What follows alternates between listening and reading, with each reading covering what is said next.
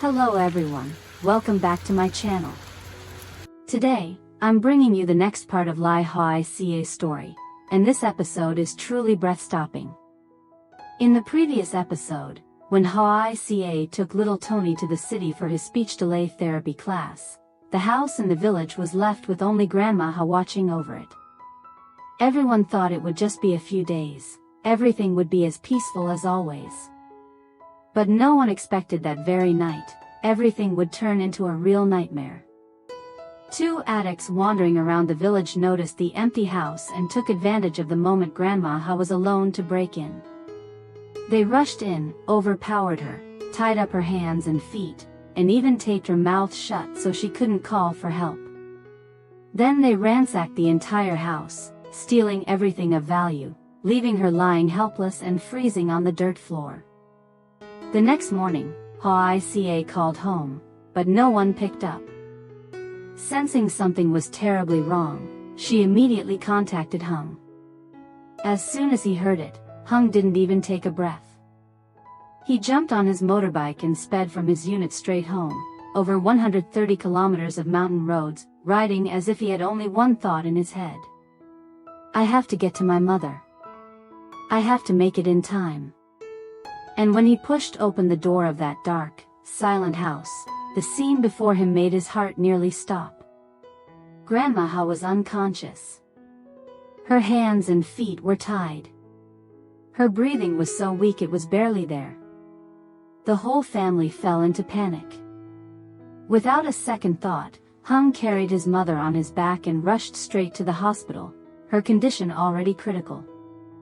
Now the question is, will Grandma survive after that horrifying night? Will the police find any clues and catch the two criminals? Watch the full video to find out everything that happens next. The doors of the emergency room slowly opened, and the white light from inside spilled across the hallway. The doctor stepped out first. His face was less tense than before, though he still carried the seriousness of someone who had just finished a critical case. He gently removed his mask, looked directly at the family, and spoke in a deep, steady voice. Your family is fortunate, she was brought in just in time. She suffered exhaustion, low blood pressure, and severe shock. She's no longer in danger. The moment those words landed, it was as if all strength left Hung's body. His shoulders dropped, his knees nearly gave out. He had to grab the back of a nearby chair just to steady himself. His eyes, already red from stress, grew even redder, but this time from relief. The breath he'd been holding finally escaped in a long exhale, heavy with fatigue yet full of gratitude. The entire hallway went silent. The crushing weight that had been hanging over them seemed to lift, at least halfway. A moment later, the sound of a hospital bed's wheels echoed through the hall. A nurse pushed Grandma out of the emergency room, transferring her to a monitoring room. She lay on the bed, her face pale, lips dry, hands still trembling slightly, an oxygen tube positioned under her nose. But her breathing was steadier now, no longer as labored as when Hung first found her in that dark house. Hung walked right beside her, eyes never leaving her for even a second. When the bed was moved into the room, Grandma began to open her eyes. Her eyelids flickered, lifting slowly like someone returning from a nightmare. Her gaze was blurry at first. But the moment she made out the figure standing next to her, she trembled and whispered, "Hung, is that you?"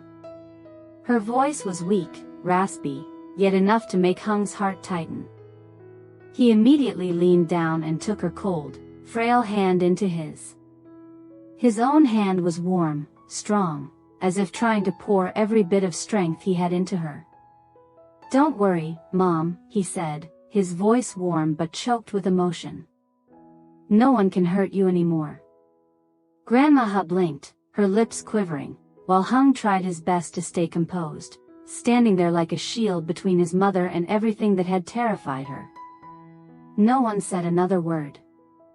But just looking at the two of them holding hands, was enough to understand how terrifying the night had been for both of them. Two commune officers pushed the door open and stepped into the hospital room, their voices dropping to a gentle tone as if afraid of startling Grandma Ha. The soft sound of their rubber sandals against the tile made the whole space feel even quieter. They walked toward the end of the bed, keeping a respectful distance so she wouldn't feel pressured. One of them leaned forward slightly, his tone firm but gentle. "Mrs. Ha, do you recognize anyone? When the incident happened, did you hear any voices that sounded familiar?" As soon as the question ended, Grandma Ha closed her eyes. She tried to pull together the chaotic fragments of that terrifying night. Everything had happened too fast, too dark, too overwhelming. Her hand tightened around the edge of the blanket, as if still fighting off the cold that lingered on her skin. Her voice trembled as she whispered. They were the addicts from the village, the ones wandering around these days, red eyes, breath smelling of drugs." Every word she managed to say, the officer beside her wrote down carefully. The sound of the pen scratching against paper echoed clearly in the quiet room. He wrote quickly but meticulously, making sure not to miss a single detail. The other officer lifted his head, looking straight at her to confirm. "Are you certain that you saw them near your house in the days before the incident?" Grandma Ha shuddered but forced herself to nod slowly. Her eyes were confused, still shadowed by fear. I saw them a few times, walking back and forth right in front of the gate." Hearing that, the two officers exchanged a brief look, as if a few key pieces had just fallen into place. The one holding the notebook closed the file and said clearly, "Understood. We'll go to the scene this afternoon. Please don't worry." He then turned to Hum, emphasizing each word. "The commune will work with the police on this. Your family is not alone." Hum gave a small nod. He didn't say much, but his eyes remained fixed on his mother, full of worry yet relieved that they finally had a concrete lead. The atmosphere in the hospital room was still heavy, but no longer suffocating. At the very least, what Grandma Ha remembered had opened the first path in the investigation, like a faint ray of light cutting through the darkness of the situation. In the afternoon, the commune police and district police arrived at Hawa Ca's house. Several vehicles stopped at the gate, and officers stepped out carrying investigation kits, cameras, and sample collection boxes. The surrounding area was lightly cordoned off to prevent villagers from walking through and disturbing the scene. When they pushed the door open, the sight inside made everyone frown. The wooden door had been forced open, its edges chipped with clear marks from a metal tool. A wardrobe inside the room had one door ripped off, its hinge bent outward. Clothes, documents, bowls, chopsticks, everything was scattered across the floor, the unmistakable signs of a rushed, frantic search. One investigator crouched down, shining a specialized flashlight across the floor. On the wooden table, several dusty fingerprints stood out clearly, each ridge visible. Inside the left drawer, there were sweeping marks, as if someone had wiped through it with their hand to search for items. And on the broken lock, the dust hadn't fully settled yet, leaving sharp, distinct fingerprints behind. The investigator stood up and nodded to the team. "These prints are very clear. Highly likely the perpetrator knows how to break locks, or was high and got sloppy." Another officer immediately began taking photos, marking each fingerprint's position, and using forensic tape to lift the samples. Others carefully examined different parts of the house to see if any additional traces had been missed. All evidence was placed into sealed bags, labeled, coded, and signed on the spot. The lead investigator turned to the team. "Collect everything. We'll cross-check with the fingerprint database and the list of drug users in the village." Everyone nodded and moved efficiently. No one wasted a word, every detail mattered, because a single fingerprint could be the key to finding the culprits. The atmosphere inside the small house felt solemn, cold, and heavy, like a real investigation room. But this was the first crucial step toward uncovering the ones responsible for the horrifying night that Grandma Ha endured. That night, when the hospital lights had turned a soft yellow, Hung stood in the hallway waiting for the commune and district officers to report back. Cold air seeped through the door gaps, and the long corridor echoed only with the occasional footsteps of passing nurses. The phone in his hand vibrated. A call from the police. The officer's voice on the other end was clear, concise, and firm. "We've identified them, Mr. Hung. The fingerprints match 2 addicts already on the commune's monitoring list. Our team is sweeping the area to find where they're hiding." Hearing that, Hung's heart pounded hard in his chest, but he said nothing more than a quiet, "Yes." His face, tense the entire day, finally froze, as if he were holding every emotion tightly inside. Just an hour later, the phone vibrated again. This time, the voice was even more decisive. "We've arrested both suspects. Most of the stolen items have been recovered. We'll proceed according to the law." Hung stood motionless in the middle of the hospital hallway. The cold neon light reflected off his exhausted face, worn from a day full of chaos and fear. He clenched his fist, not out of anger, but because the heavy weight that had been crushing his chest finally lifted. Justice, at last, was on the right side. The men responsible for his mother's terrifying night had been caught. He lifted his eyes toward the room where his mother lay. He didn't say anything out loud, but his heart spoke only one thing. Mom is safe now. The next day, Hawa returned from the city with Tony. The moment she stepped off the bus, she almost ran straight toward the hospital. Her breath was shaky, her steps unsteady, exhausted, terrified, and unable to calm the panic hammering in her chest. Tony, sensing her tension, clung to her shoulder silently. When she pushed open the hospital room door, the first thing she saw was Grandma Ha lying on the bed, the white blanket pulled up to her chest, a thin oxygen tube resting beneath her nose. Her face was pale, drained, the fear from that horrifying night still etched clearly into her expression. Just seeing her like that made Hawa freeze. Her eyes filled instantly. She couldn't hold it back. She broke into tears, the kind that come from days of guilt and dread. She rushed to the bedside, set Tony on the chair, and grabbed Grandma Ha's hand tightly.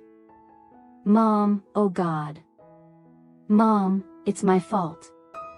If I had been home, you wouldn't have." Her voice cracked apart. She couldn't even finish the sentence before Grandma Ha lifted her frail hand and placed it gently over Hawa's.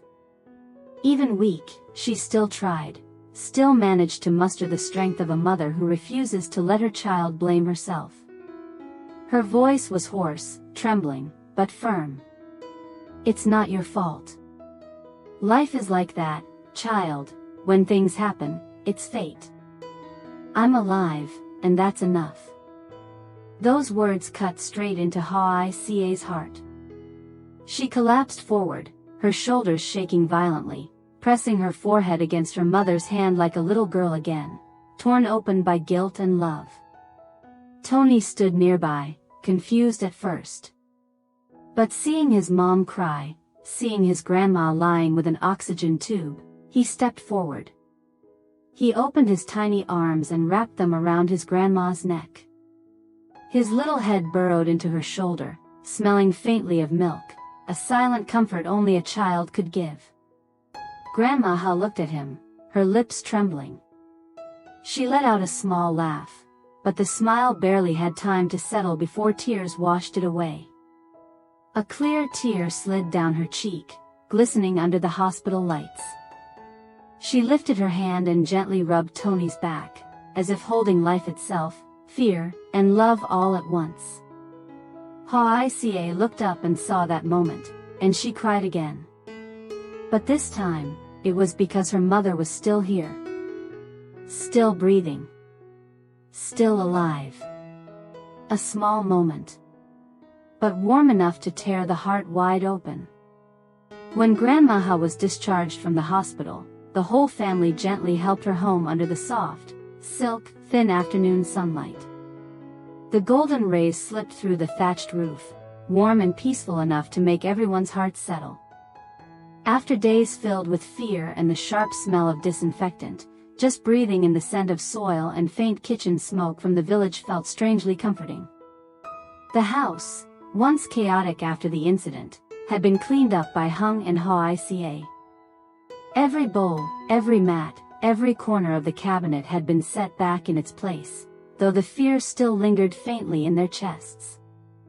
The house was spotless now, no longer the scene of scattered items and overturned furniture like when the police first arrived. Even the air felt lighter, as if the house itself was exhaling in relief along with them. Hawa went to the kitchen and prepared the dishes that Grandma Ha loved most. The boiled chicken, lifted from the pot, glistened golden and smelled faintly of ginger. The vegetables were a fresh, bright green, still steaming lightly. The pumpkin soup was sweet and clear, simple but carrying the unmistakable taste of home, the taste of a family reunited after a storm. Nothing fancy, but everything filled with Hawa's quiet, deep love. In the living room, Hung poured tea for his mother, placing the cup neatly in front of her. As he poured, he kept glancing at her to see if she was tired, worry and tenderness mixed in his eyes. Hawa brought the food to the table, carefully placing pieces of chicken and greens into Grandma Ha's bowl, every motion slow and gentle, afraid she might still be weak. Tony toddled around the table, his little feet thumping against the ground. He giggled, holding up his plastic bowl like a trophy. That pure childlike laughter lifted the entire atmosphere, chasing away the last shadows of the terrifying night. After days stretched tight like a bowstring, the house was finally filled with laughter again, a sound none of them thought they would hear so soon. Warmth, reunion, life, it all felt like compensation for the pain they had just endured. Grandma Ha looked at her children and grandson, her eyes suddenly shimmering. She set her chopsticks down and spoke, her voice low but filled with love. Let it go, what's past is past. As long as we're all sitting here together, that's all a mother needs. The table fell silent for a few seconds. Hung nodded slowly, his expression serious but warm. From now on, I'll try to come home more often. You won't be alone anymore. Hawa nodded too, her eyes glistening, her voice soft but steady. Our family, going through this, just makes us love each other more. Grandma Ha smiled, a gentle smile that deepened the wrinkles at the corners of her eyes. It wasn't because the meal was delicious. It was because everyone was safe. Everyone was here. Everyone still had each other. Outside, the mountain breeze brushed past the roof, carrying the scent of wood, earth, and peace. Inside the small house, the simple meal glowed warm, as if sunlight itself had taken a seat at their table. A completely ordinary moment. But to them, it was the most precious gift after days when they feared losing each other forever. Grandma Ha was safe. The whole family finally breathed out after days that felt suffocating. Justice had been served, the wrongdoers brought into the light, and everything that needed to happen, happened exactly as it should. The reunion meal, Tony's laughter, the warmth of Grandma Ha's hand. All of it felt like a soft blanket laid over the wounds left by the storm. The small house, after so much fear, finally lit up again. Voices returned. The feeling of family returned. But life. Storms never come just once. They often wait quietly, silently, choosing the moment when people finally feel steady, finally believe they're safe again. And that's when they rise. And for Hoài Ca and Hung's family, something else is quietly approaching. Something none of them can predict, prepare for, or sense coming. These peaceful days are only the break between two chapters of the storm. Stay tuned for the next episode, airing tomorrow. And don't forget to leave a comment so I know how you feel about the story. Xin chào tất cả mọi người đã quay trở lại với kênh của mình. Tóc tai mình hơi bù xù một tí, nhưng mà hôm nay thì mình đang làm video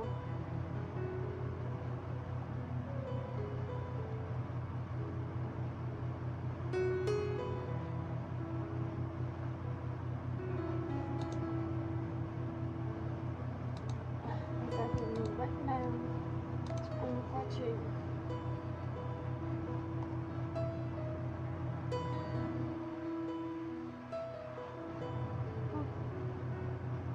vẫn chưa được mọi người ạ. Mình đang trong quá trình làm thumbnail với tiêu đề mà vẫn chưa xong.